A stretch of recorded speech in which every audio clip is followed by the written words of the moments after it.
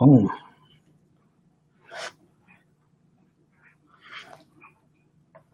hello, Instagram. It's Chris and Sonja Johnson, and today we're going to be talking about meal planning. And we're just waiting for a few people to join us here on Facebook before we get underway. We're going to teach you lots of cool stuff today, how to plan your meals. This isn't just for contest prep, by the way. This is for daily life. Because if you fail to plan, then you plan to fail. That's what they say.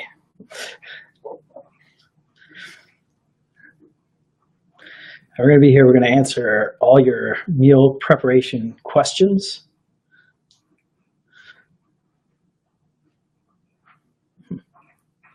All right.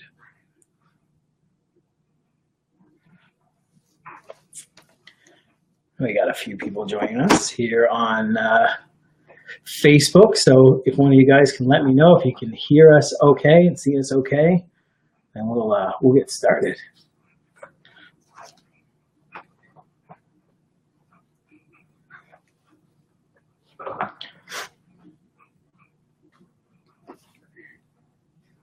Oh, here we go.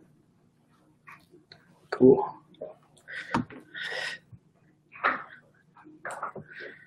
Can everyone hear us all right? Perfect. Thanks, Craig. Appreciate that. So today's topic, as you can see, hey, Frank, thanks for joining us. Yeah, it's nice to see you here, man. Thanks.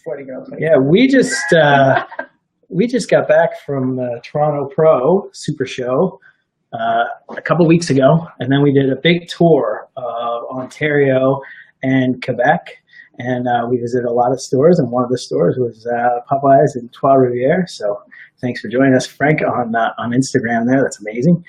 We had a great time. The show itself, Toronto Pro Super Show, was amazing. We actually posted a video. It's both on Facebook and on our Advanced Genetics TV. I'll put a link to our YouTube channel.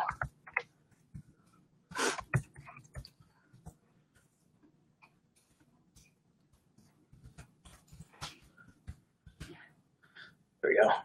Oh. So if you guys want to check out our YouTube channel, there's lots of cool content there. There's lots of training videos and nutrition videos and all kinds of stuff. You can actually see me from years and years ago training, and you can see I've progressed a fair bit since I first started posting YouTube videos, so that's pretty cool. Hey, Christian. Hey, thanks for joining us. Yeah, it is a good gym. Platinum Fitness is a great gym. So we're going to get underway. So like I said, we just got back from Toronto. We were in our RV for 2 weeks, and we had a wonderful time on the road. Saw lots of old friends at the Toronto Pro.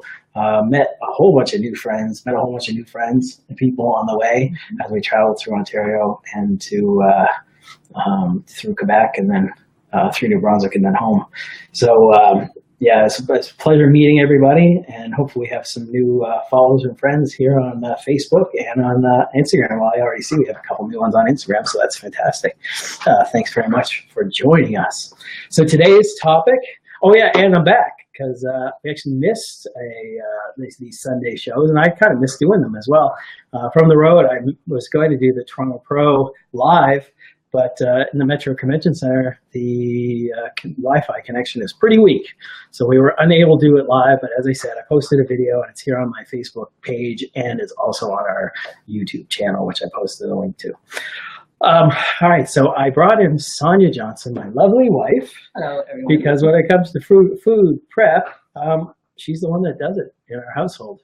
So it only seemed appropriate that she be the one that gets that answers the questions for you guys. So as I always say when we do these Facebook Live things, this is the beauty of Facebook Live. We can do this interactively.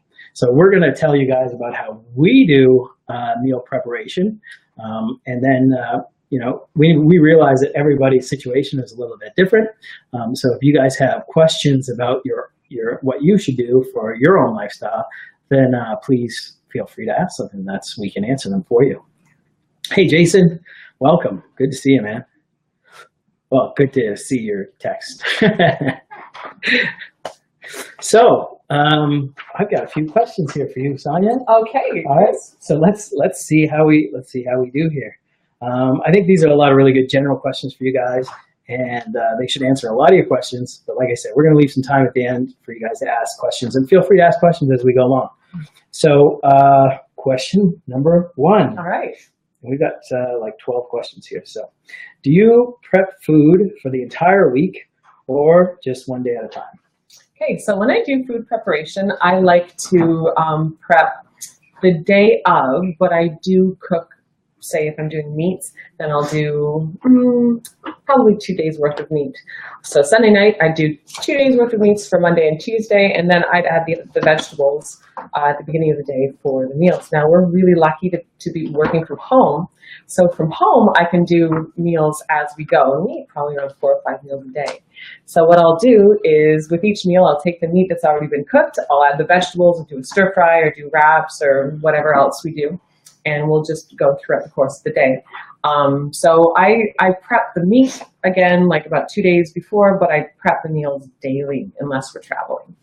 So all the meats are cooked for the most part? Pre-cooked, yeah. And then as we go through the day, we put the meals together. Put the meals together. Yeah, yeah. You're amazing. Now, we all eat pretty healthy. Probably a lot of the people that are here eat healthier. They find it a challenge eating healthy because healthy foods can sometimes be a little bit bland. Mm. So how do you keep the foods and the meals interesting? Okay, so what I like to do is I like to change up the vegetables. Most of our meals, again, are really clean. So it's usually a fat, a vegetable, and a protein.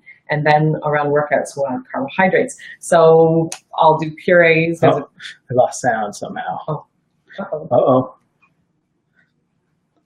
All right, guys.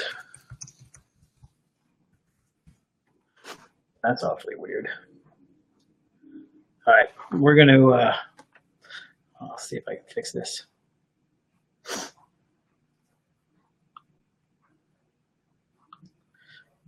Sound is good here. Oh. Okay, maybe we can get a couple more comments to see if anyone else lost their sound. We have 2 people that say they lost their sound, but Jason says he's got his. So that seems odd that we have a few that are okay. Sound is good. Okay. So Zach says sound is good, and Jason says sound is good. So I guess we'll just keep going because if I log out, we might lose some of you guys. So we'll keep going, but I appreciate it. Let us know for sure if we lose sound in your area. Lost it. Oh. Sound is good here. Just lost Instagram though. Okay. Well, it's temperamental. That's the beauty of Facebook Live for sure. So we were just talking about keeping foods interesting. So I'll let you take over again. Okay, so I like to vary up the vegetables and stuff. So we'll do a puree a lot of times, especially with Chris's meals, and that's pretty much just using a slow cooker and putting in some kale and some Swiss chard and doing a blend. And we can use the juices from, say, chicken broth or just vegetable juice, and I'll blend it all together and that'll be a puree. So we'll use that. We use hummus in a lot of our meals now just to do a bit of a mash. So we'll do chicken and mash it up with some hummus and some puree. And then we have a lot of stir fries, and we use salads, and after workouts then we'll do wraps, or we'll do oatmeal, or we'll do rice. So I like to change things around a little bit. I like to use different spices like oregano or basil. So every day we do have the same profile. We still have the same amount of protein, carbs, and fats, but I'll use oils, or I'll use nut butters, or I'll just kind of vary it up a little bit so we're not using the same meats and the same fats every day, and switch the vegetables up a little bit too. So that keeps it a little bit more interesting if you're not eating the exact same foods every day. I find that that's an issue that a lot of people fall into, and it is nice to have routine, eggs for breakfast, maybe chicken or turkey the next meal, maybe steak the next meal, or chicken again the next meal. but there's some issues with that, and we're going to touch on that in a moment. So I actually was plugging in our cell phone because it was losing power when I asked you the first question. Did you mention the slow cooker? I did. Question? Okay. Yes. So a slow cooker is a really great way to prepare your meats, and it's actually probably one of the best ways to prepare your meats because what it does is it slowly breaks down the proteins are made up of amino acids, as many of you know, and they're bound together by peptides. And the slow cooker will actually help kind of release those peptides, making the protein much more easily digested. Your body doesn't have to do as much work pulling those amino acids apart. So I highly recommend, if you don't have a slow cooker, you maybe look into it or at least investigate it and see if it's something that would interest you. It certainly makes food prep a little bit easier anyway, because you put it in a slow cooker and let it cook for 3 to 4 hours or something like that. Yeah. And it just cooks all by itself. You don't have to watch it. Chances of it overcooking, as long as you do it properly with the right amount of water and things, are pretty slim to none. So you're not going to overcook it and ruin your protein. So we spoke a bit about how a lot of people eat, which is the same exact foods every single day. So I'm going to ask you the question, Sonja, do you use the same proteins, the same meats, protein sources every single day? No, we don't. We actually cycle them every 3 days. So we'll use 2 protein sources one day, 2 the next day, and then 2 the third day, and then we'll cycle back to the first day again. So for Chris, we did develop a lot of intolerances through overuse of certain proteins through competition and just years of not changing them up. So now we did look a little bit more into exotic meats. So on day 1, maybe we'll do turkey and emu. Day 2, maybe we'll do fish and chicken. Day 3, maybe we'll do ostrich and rabbit. And then we'll cycle it again so that we don't build up any intolerances or allergies to one specific meat, like eating chicken every single day, especially when you're dieting and your system's under stress, can leave you more susceptible to developing allergies and intolerances. So we like to change it up so that there's no chance of that. Yeah, proteins especially you're very susceptible to developing intolerances over time. This is something we speak to a lot of people about, and it's something, because it impacted our lives so much. Sonja encountered it, I encountered it.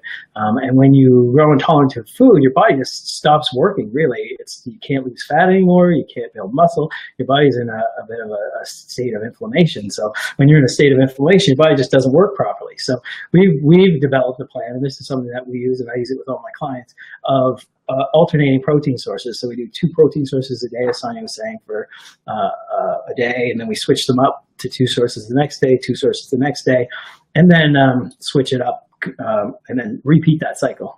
So that way, your body never becomes accustomed to a certain protein source and doesn't become intolerant to it. And that's the other reason why I eat so many weird and wonderful meats, is to keep my body never getting accustomed to any one thing. If you guys are interested, Sonja just posted right now. We're actually hosting a wellness seminar, or a wellness camp, we call it, here in Halifax, and we're actually having it at our house. And the event, we just posted that. So if that's something that interests you, we actually sit down with 5 or 6 people, and we give a really in-depth, detailed lesson on how we eat, how to construct a meal plan, how to get it into your daily life, how to implement it, with your family and with yourself based on your own personal schedule and likes and dislikes and everything else. We also talk about a bunch of other things too that are related to wellness. So if it sounds like something that you guys might be interested in, we welcome you into our home, and we'll actually show you how to create a meal and everything. So it's a pretty cool course. If you guys would like to look into it, just click on that link and sign up. Okay, so this is kind of applicable to us since we just got back from traveling. What do you do when you travel when it comes to food? And do you transport your meals? If so, how? Okay, yes. So when we travel, especially in the camper van, it was really easy because we have a stove and a fridge and all the necessary equipment to be able to make our meals. That said, we don't have a slow cooker, so we would do our meats more on a daily basis. If we're traveling via air, then a lot of times we'll bring food with us, and we'll bring the immediate stuff. So for that day, in a cooler bag. And sometimes they don't allow you to take a little gel packs with you. So we'll freeze 2 days worth of meals beforehand and use that as our freezer bag. You can also put them in your carry-ons, or sorry, in your check luggage, and you can transport food that way. But we like to, if we're going to be away for a couple of days, we like to take enough food for 2 to 3 days. And when you're going to competition, it's really important to bring your own stuff, because sometimes you can't find it at a grocery store and you don't know the additives or any of that. So when we've been competing, then we would just freeze everything for the 3 to 5 days that we're away and transport it that way in freezer bags, make it all a week or two before, and make sure that that's all ready to go. Cool. Yeah. And actually, I got a gift from supplementsource.ca. I should have grabbed it so I can show it to you guys, but they have them there. What they are, they're like a little food heater, and they plug into the wall. They've got like a hot plate inside.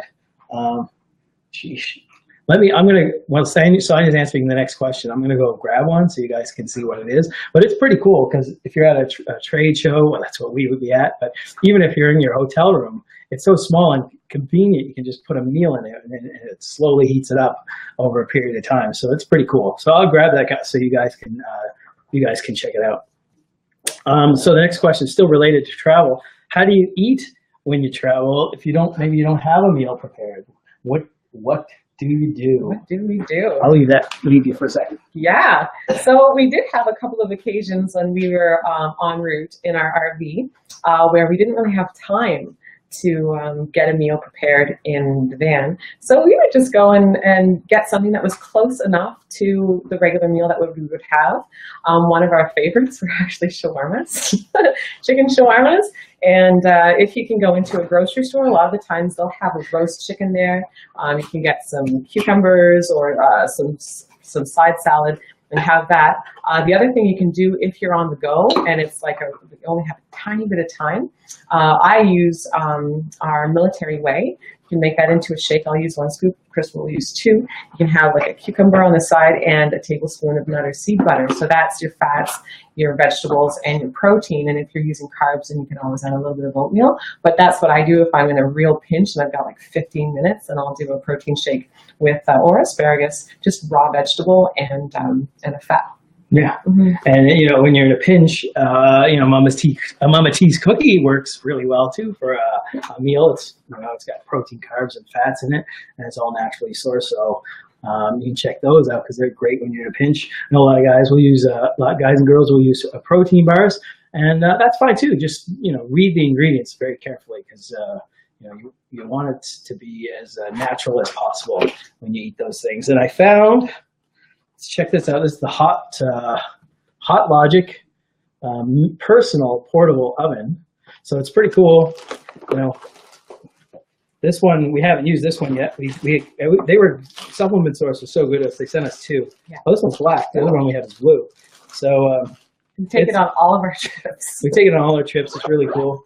So it's a little like this. It's got a little hot plate inside. I think I'm going to open it upside down. There, still got its packaging in it. So this is pretty cool. So definitely check it out. It makes travel much easier. We bought actually one of those like convection type hot plates, and they're really big and they plug in. They work great too, but this one just seemed to be super convenient, and we use this one over the big one. It's much easier to transport as well. Okay, so a lot of people like to use sauces and herbs and things like that when they travel. Do you use oils, sauces, and herbs with your meals? I sure do. I find sometimes I don't use salt a lot, and I find that sometimes a meal can need a little bit of flavor. So if you're just eating spinach and chicken, it's kind of nice to add an oil. And I use, again, basil. I use a lot of ginger, so I'll use ginger for myself and practically everything. I do use garlic, not when we're going out anywhere and meeting people, but I do like garlic, ginger, basil, oregano, and ginger and garlic are both anti-inflammatories as well. So to add those to our meals, I like the fact that they have that nutrition component to them. So that's what I do. And ginger and garlic are actually really potent. They're potent tasting, so they'll add a lot of flavor to your meals. And again, we really like hummus. So hummus is something that I do as a mash kind of a thing. So I'll just mash everything together. I use avocado as well. So avocado, you just kind of mush it all together, and it makes a really nice tasting meal.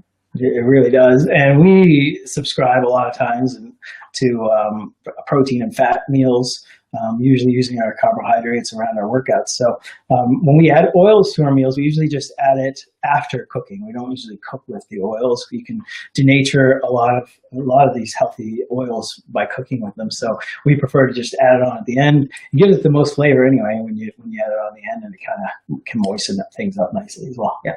And we do have a question from Levi. Thank you very much, Levi. The best method of storing oils when traveling. Now, storing oils, does that mean that you're traveling with the oil? If you're traveling with the oil, that's on our Instagram. So when we travel, I bring little bottles. So I'll find a little bottle that's got a really tight container lid to it, stuff that can store liquids, and I'll bring those with us. So if I'm going to use them for meals, if we do a flight, then I'll find a little waterproof bottle or airtight tight bottle, and I'll just bring smaller doses or smaller amounts of, say, olive oil or something else. So that's how I use it, and I put everything in Ziploc bags. So if you're traveling with oils, the worst thing to have happen is if it opens up in your suitcase, and then everything gets ruined. So make sure that you're using Ziploc baggies and really tight containers that are meant to hold liquids. Does that answer the question? Cool. Let's see. Oh, this is kind of more of a meal question than a meal preparation question, but still a good question. Do you use regular grocery store produce and meats, or do you prefer? Now I know the answer to this. Or do you prefer to go the organic route? I really like the organic route. There are a lot. I mean, everyone has a different opinion. And of course, if you're going to be buying regular produce, then regular produce is better than no produce at all. I prefer to go organic only because I know the kinds of pesticides that they use. And I know that, especially with really absorbent vegetables like mushrooms and strawberries for fruits, they're like little sponges. So if you can peel them, it's okay to use stuff that is not organic. Bananas are pretty okay, but you have to think if they're being sprayed from the ground up, then that seed all the way to the end of the plant where it's ripe enough for you to eat it is all going to be kind of pesticide laden. So I like to buy my vegetables organic as much as I can. And if not, I just make sure that I use a vegetable spray, or I do have, I make my own. You can use vinegar and water, and that's also a good way to rinse off pesticide residue. As for meats, I always buy organic, free range, grass-fed. It changes the quality of the meat.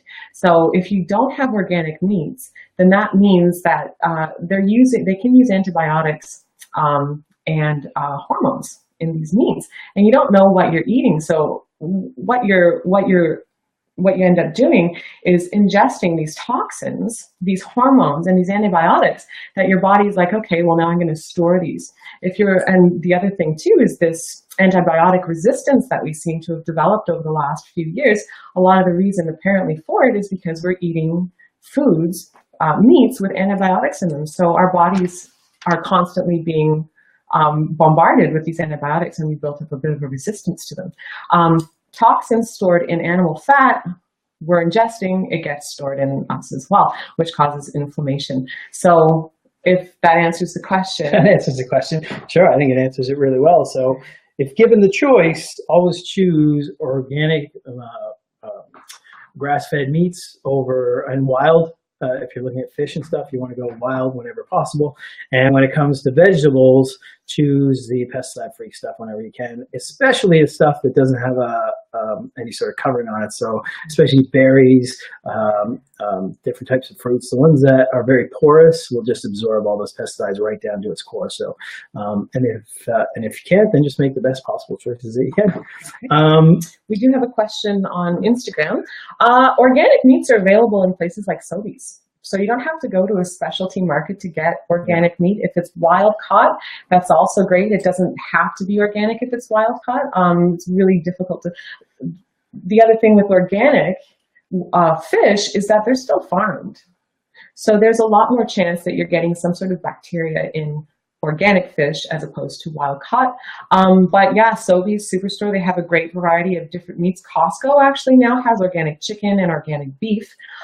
So there's regular stores for pretty decent prices. You can go to those ones. You don't have to go to a specialty store at all. Yeah. We do use a butcher that brings us in all kinds of weird meats and things, but yeah, it's no longer necessary. Luckily, there's enough of a demand in regular grocery stores and things to be able to find all these organic, free range and wild meats and pesticide free fruits and vegetables. Hmm. All right, so let's. One more question. Yeah. Okay, go ahead. Yeah.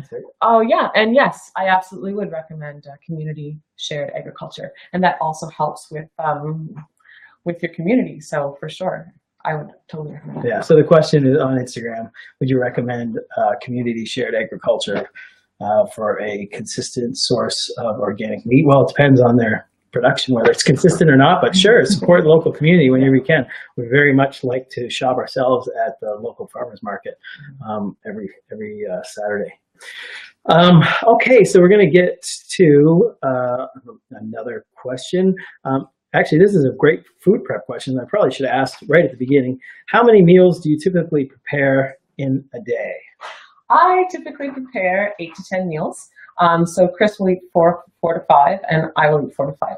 So that means probably every 2 to 3 hours, there's a meal prep.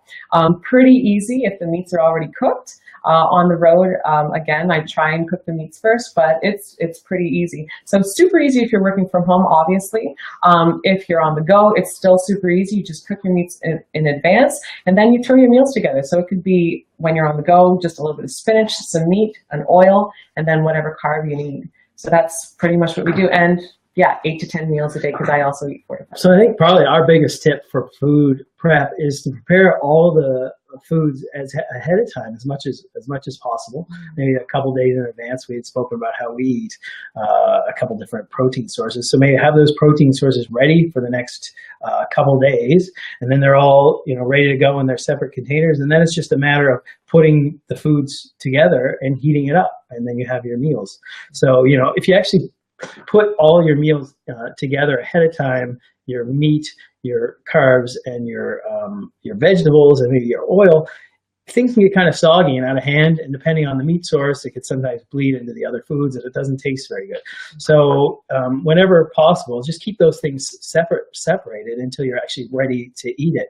And that brings us to our next question. When you're ready to eat it, you put everything together.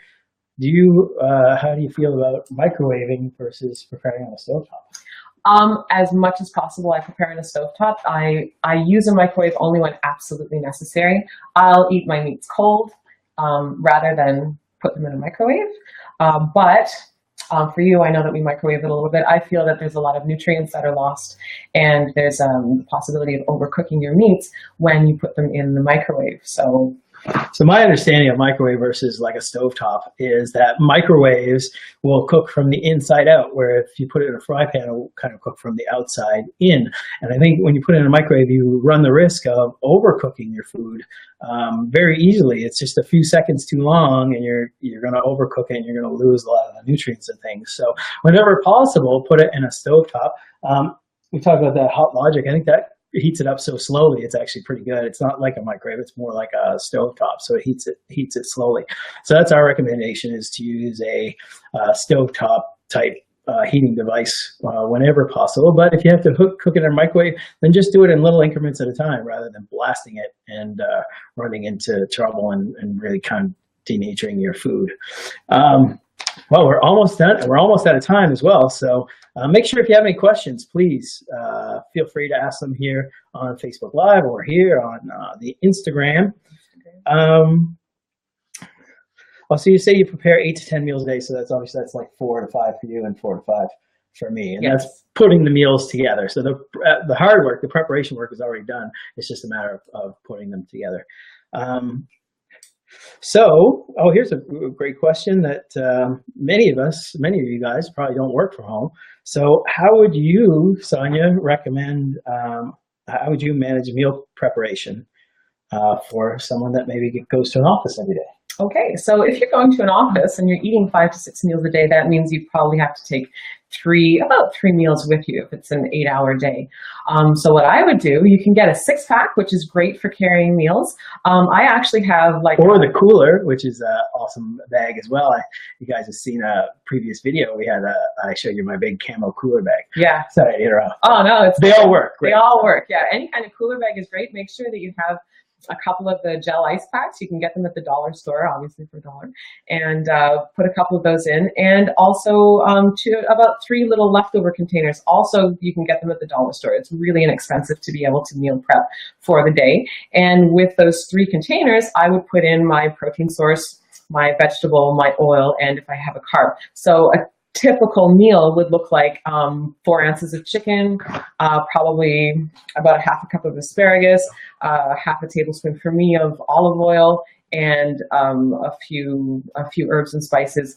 Definitely some ginger, no garlic for the office. Yeah. So there you go, folks. That's pretty much, some I think really good meal tips. Thank you very much, Sonja, for helping with that. Not a whole lot of questions coming through, so I'm going to assume that's a good thing. Yeah. Because we covered a lot here. We covered meal preparation and different food types and stuff like that. And so hopefully that really helps you out a lot.